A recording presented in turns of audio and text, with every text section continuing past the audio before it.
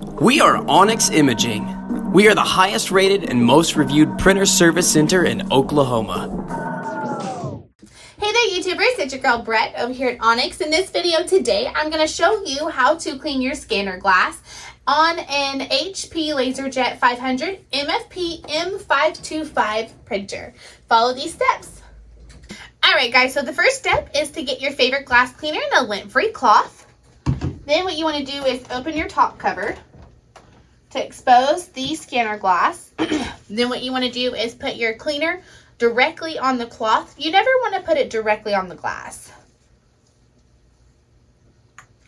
Alright, so then go ahead and gently clean.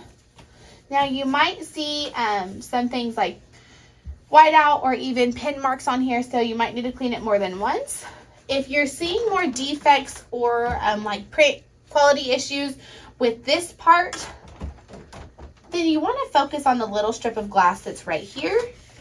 But if you're using the flatbed or this bigger piece of glass, you want to focus on that. Alright, so once you do that, your quality should be much better. Thank you for watching our video and have a wonderful day. Thank you for watching.